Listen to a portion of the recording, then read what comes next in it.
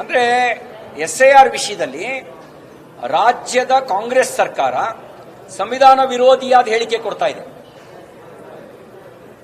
SIR ಅನ್ನೋದು 1952 ಇಂದ ನಡ್ಕೊ ಬಂದಿದೆ. ಜವಾಹರ್ಲಾಲ್ ನೆಹರು ಮಾಡಿದ್ರೆ ರೈಟ್, ಇಂದಿರಾ ಗಾಂಧಿ ಮಾಡಿದ್ರೆ ರೈಟ್, ರಾಜೀವ್ ಗಾಂಧಿ ಮಾಡಿದ್ರೆ ರೈಟ್, ಮನಮೋಹನ್ ಸಿಂಗ್ ಮಾಡಿದ್ರೆ ರೈಟ್, ಅವರ ಕಾಲಖಂಡದಲ್ಲಿ ನಡೆದ್ರೆ ರೈಟ್, ಬಿಜೆಪಿ ಕಾಲಖಂಡದಲ್ಲಿ ನಡೆದ್ರೆ ರಾಂಗ್ ಅನ್ನೋದೇ.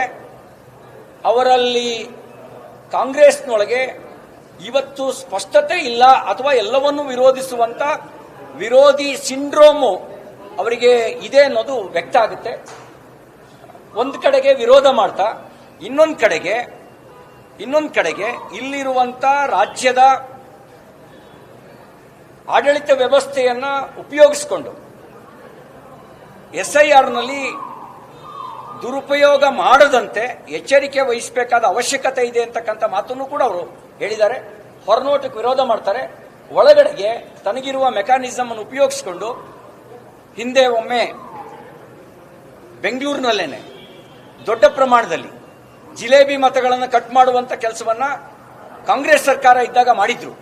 ಒಂದೊಂದು ಬೂತ್ನಲ್ಲಿ 10, 15, 20 ಜಿಲೇಬಿ ಮತಗಳನ್ನು ಗುರುತಿಸಿ ಅವರನ್ನ ಮತದಾರರ ಪಟ್ಟಿಯಿಂದ ಅವ್ರ ಸರ್ನೇಮನ್ನು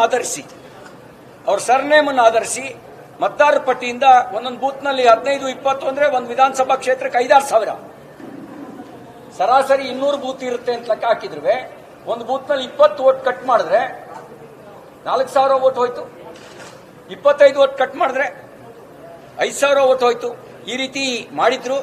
ಆ ರೀತಿ ಷಡ್ಯಂತ್ರ ಆಗದಂತೆ ಎಚ್ಚರ ವಹಿಸಬೇಕು ಅಂತಕ್ಕಂಥ ಕಿವಿ ಮಾತನ್ನು ಕೂಡ ಅವ್ರು ಹೇಳಿದ್ದಾರೆ. ಯಾಕೆ ಅದನ್ನು ಹೇಳಿದ್ರು ಅಂತ ಹೇಳಿದ್ರೆ, ಅವರ ಬೇರೆ ಬೇರೆ ಕಡೆಯಿಂದ ಬಂದಿರುವಂತ ವರದಿಯನ್ನು ಆಧರಿಸಿ ಅವ್ರು ಹೇಳಿದ್ದಾರೆ. ಒಂದ್ ಕಡೆಗೆ ಸಿದ್ಧತೆಯನ್ನು ಮಾಡ್ತಾ ಅವರಿಗೆ ಬೇಕಾದ ಕಡೆಗಳಲ್ಲಿ ಕ್ಯಾಂಪ್ ಅನ್ನು ಹಾಕಿಸಿ SIRಗೆ ಬೇಕಾಗಿರ್ತಕ್ಕಂಥ ಮ್ಯಾಪಿಂಗ್ ಕೆಲಸವನ್ನು ಮಾಡಿಸ್ತಾ, ಇನ್ನೊಂದು ಕಡೆಗೆ ಹೊರನೋಟಕ್ಕೆ ನೆರೇಟಿವ್ ಸೆಟ್ ಮಾಡೋದಕ್ಕೆ, ನೆಗೆಟಿವ್ ನೆರೇಟಿವ್ ಸೆಟ್ ಮಾಡೋದಕ್ಕೆ ಒಂದು ಹೇಳಿಕೆಗಳನ್ನು ಕೊಡೋ ಕೆಲಸನೂ ಕೂಡ ಮಾಡ್ತಾ ಇದ್ದಾರೆ. ಎಚ್ಚರ ಇರಲಿ, ಇದರ ಮೈ ಮರಿಬೇಡಿ ಅಂತಕ್ಕಂಥ ಮಾತನ್ನು ಹೇಳಿದ್ದಾರೆ.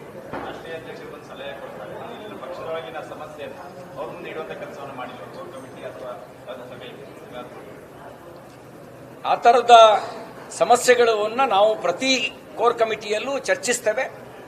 ಚರ್ಚಿಸಿ ನಮ್ಮ ಹಂತದಲ್ಲೇ ನಾವು ಅದನ್ನು ನಿರ್ಣಯ ಮಾಡ್ತಾ ಇರ್ತೀವಿ.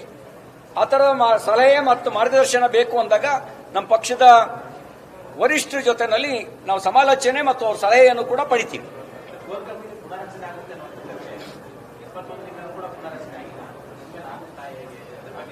ಇವತ್ತಿನ ಸಭೆಯಲ್ಲಿ ಅದು ಯಾವುದೂ ಅಜೆಂಡಾ ಆಗಿರಲಿಲ್ಲ.